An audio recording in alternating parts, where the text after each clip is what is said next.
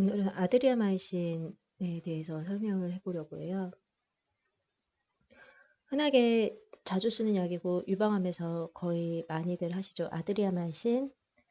어, 여기 보시면 제품명은 보통 아드리아마이신인데 이제 성분명은 독소루비신이라고 하거든요.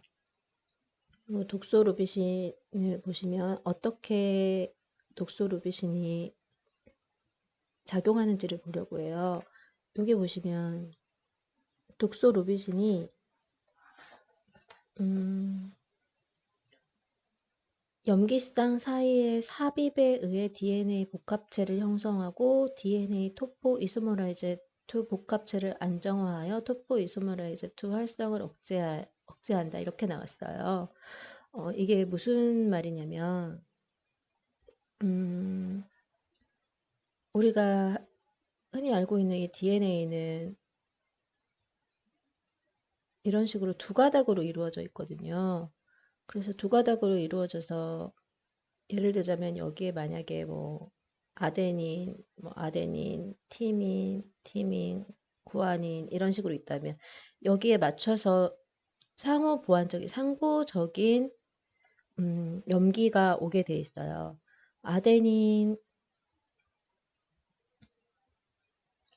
아데닌과 티아닌이 쌍이고 구아닌과 시토신이 쌍이에요. 그럼 아데닌이 있으면 여기는 티민이 무조건 오게 돼 있고 티민이 왔을 땐 아데닌이 오게 돼 있고 구아닌이 오면 시토신이 오게 돼 있어요. 이렇게 해서 두 개의 염기쌍을 가지고 있는데 이 염기쌍들이 어떻게 배열이 되어 있는가 하면 이 DNA는 어떻게 배열이 되어 있냐면 두 개가 서로 요 DNA가 이렇게 생겨 있어요. 아까 말한 요게 염기들이거든요. 뭐 구아닌, 티민, 시토신 이런 염기들이 있고 이게 두 개가 서로 이렇게 나선형으로 겹쳐져 있어요. 그런데 아이고, 나선형으로 겹쳐져 있는데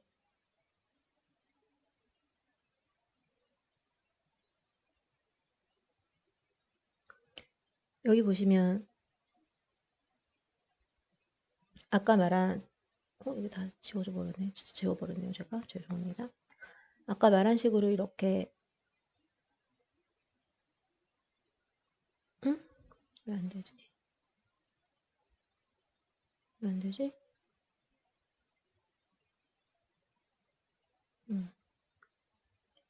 이렇게 두 개의 염기쌍들이 있으면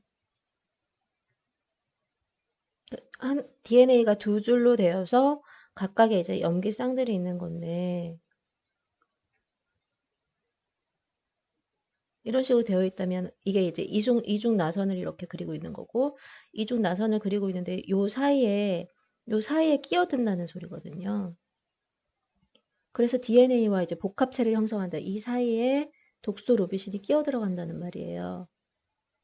왜 끼어 들어가냐고 하면 이 뒤에 봤더니 토포 이소머라이즈 2를 활성을 억제한다고 했어요.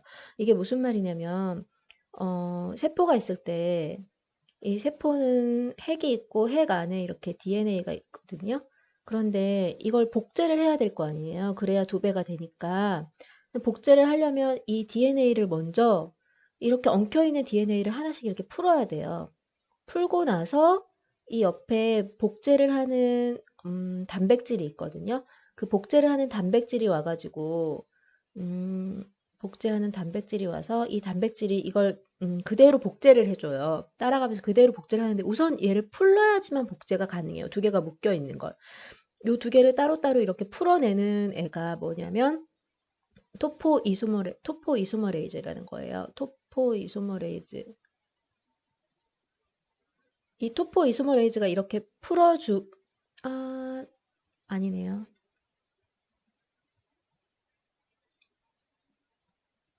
이 풀어주는 애는 헬리케이스고, 죄송합니다. 풀어주는 애는 헬리케이스고, 그럼 이걸 이렇게 다 풀다 보면, 얘를 이게 꼬여있는 걸 풀다 보면, 이 뒤쪽에 막 꼬임이 막 생기거든요. 이게 막, 실이 꼬여있는데 그걸 우리가 그 실 양쪽 끝을 쫙 잡아당기면 끝에가 완전히 꼬여버리잖아요. 그럼 그 끝에 꼬이는 걸 풀어주는 애가 이 토포 이소머레이즈예요. 이 토포 이소머레이즈가 없으면 그러면 이걸 복제하려다가 뒤에가 막 다 꼬여버린단 말이에요. 헬리케이스가 쫙 여길 지퍼 열듯이 열고 풀어주면 그 다음에 토포 이소머레이즈가 와서 여기서 이렇게 이 꼬임을 풀어주거나 또는 끊어갖고 다시 붙여주거나 막 이렇게 하거든요. 이 꼬인 걸 뒤에 쭉 꼬인 걸 풀어주려고. 근데 이걸 막아버리면 얘가 더 이상 열리지 않으니까 복제가 불가능해져서 세포 분열이 안 되는 거죠. 세포 분열을 하려면 DNA도 복제해야 되고 이 DNA만 복제하는 게 아니라 다른 것들도 이제 복제하고 더 만들어서 하나를 더 만들어내야 되는데 이걸 못하게 만드는 약이 독소루비신이에요.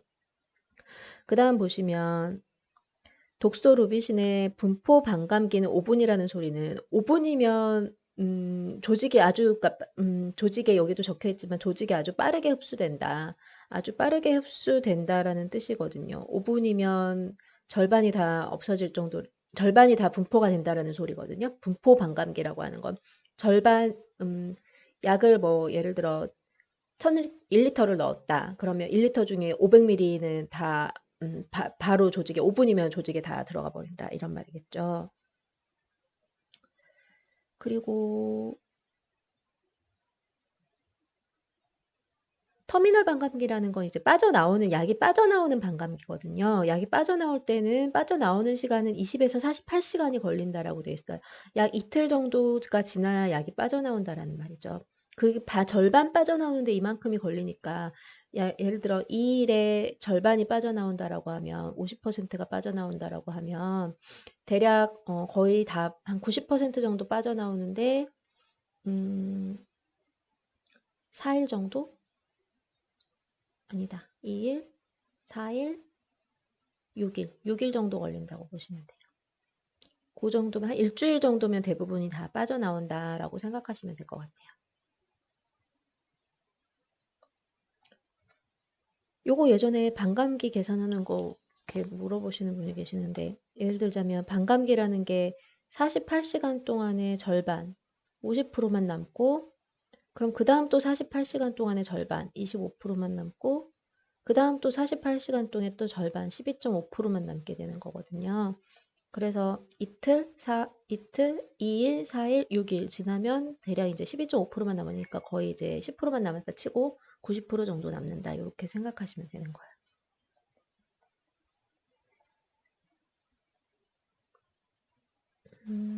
뒤쪽으로는 여기 볼게요. 성 요한의 풀이거든요. 이게 성 요한의 풀이라고 되게 우리나라는 별로 안 쓰지만 외국에서는 되게 많이 쓰는 허브인데요. 어, 약간 뭐라고 해야 되냐면 마음을 편안하게 해주는 약이라고 해야 되나? 약간 그런 약이에요. 그런 보조제예요. 그런 허브예요.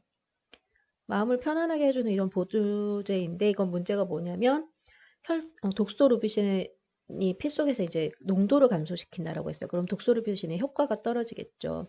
이게 무슨 말이냐면 간에서 대사를 유도한다는 말인데 CYP3A4가 이제 독소루비신을 그러니까 대사를 시킨다는 거예요. 독소루비신이 CYP3A4에 의해서 바깥으로 나가도록 이렇게 몸 밖으로 나가도록 하는 건데 이 세인트 존스 워트가 성 요한의 풀이 CYP3A4를 증진시키기 때문에 얘가 독소루비신의 농도를 감소시킨다 이런 말이에요. 그다음 또 자몽 얘기는 되게 많이 나오는데 자몽은 CYP3A4를 억제해버려요. 그럼 얘가 부족하면 바깥으로 나가질 않겠죠, 잘. 간 대사가 잘 안 되게 만든다는 소리고 약이 대사가 안 되니까 당연히 몸속에 너무 오랫동안 남아 있게 돼서 이게 무리가 될 수 있어요. 우리가 약을 쓸 때는 몸이 받아들일 수 있는 최대한의 양을 쓰고 있는 거거든요. 화학 항암을 할 때는. 근데 이게 그 농도를 넘어가도록 만들 수 있기 때문에 주의해야 된다라고 나오는 이런 음식들은 꼭 주의를 해 주셔야 돼요. 그러면 얘가 이제 독소르비신이 어떻게 어떤 식으로 몸에서 작용하는지를 알았으니까 그 다음에 알아보고 싶은 건 이제 어떻게 내성이 오는가를 더 확인해 보고 싶죠. 내성이 오는 경로들은 대부분 여러 가지가 뭐 있을 수 있는데 그중에 가장 대표적인 걸 찾아봤더니 지금 제가 이미 찾아놨거든요. 여기서 제 이제 말하는 것만 딱 볼게요. 바로 보면 어디서 내성이 온다고 했냐면 MAPK와 ERK 경로에서 내성에 기여한 반면에 PI3K나 이런 경로에서는 별로 변화가 별로 없더라. 이게 MAPK 여기 또 나오는데 왜 그러냐면 MAPK에서 뭐 ERK로 가기도 하고 그 경로는 되게 여러 가지로 가지가 막 뻗어나갈 수 있어요. 그러니까 그중에서 MAPK, ERK로 가는 요 경로를 가면서 내성에 기여하더라. 그런데 도대체 이 경로나 신호가 무슨 말이냐라고 하면 이게 바로 세포가 성장하라고 계속해서 신호를 주는 거예요. 세포가 있으면 이 세포 바깥에서 어떤 신호를 받아요. 이런 신호를 받으면 이제 여기 안에서 세포 안쪽에서 막 단백질들이 막 와가지고 막 서로서로 막 연락을 주고받거든요. 근데 이게 뭐 MAPK, ERK 뭐 이런 식으로 있어가지고 서로서로 막 주고받으면서 이 유전자한테 너 이 DNA한테 너 필요한 유전자를 발현해내. 그게 뭐냐면 우리 난 세포 분열할 거니까 세포 분열할 유전자를 발현해내라고 하는 그런 것 중에 하나가 이 MAPK라는 거예요. PI3K도 마찬가지고 대체로 이런 걸 되게 많이 해요. 그러니까 그 중에 한 신호 쪽으로 음, 내성이 온다 이 말이에요. 그러니까 예를 들자면 우리가 아까 음, 이렇게 되어 있는 두 줄로 되어 있는 이 DNA를 헬릭스가 들어가서 이걸 열고 나면 끝부분이 이렇게 막 꼬인다고 했죠. 두 개가 같이 막 꼬여버린다고. 그럼 이걸 토포 이소머레이즈가 풀어준다라고 했잖아요. 근데 이 토포 이소머레이즈도 어차피 단백질이거든요. 얘가 그러면 얘를 막아버렸으니까 얘가 없어서 얘가 꼬이고 잘 안 되니까 아마 이런 경로를 통해서 토포 이소머레이즈를 더 만들어낼 수도 있을 거예요. 유전자 발현해서 토포 이소머레이즈 더 만들어내 뭐 이런 식의 신호일 수 있어요. 정확히 모르겠어요. 아마 그런 쪽이지 않을까 싶어요. 또는 다른 걸 이용해서 재빨리 또 성장하는 다른 신호를 보냈을 수도 있겠죠. 그렇지만 중요한 건 우리가 봐야 될 건 이제 MAPK, ERK 경로라는 거예요. 이쪽으로 내성이 온다라고 했으니까 그 다음 찾아야 될 건 뭐냐면 MAPK, ERK 경로를 막아주는 약이 뭐가 있느냐겠죠. 제가 밴드에 파일이 있다고 말씀드렸는데 이제 볼게요. 제가 파일 가지고 왔는데 여기 보시면 MAPK, ERK 구조가 있죠? 여기. 요걸 억제하는 약들이 뭐가 있는지 여기서 나타내 주는 거거든요.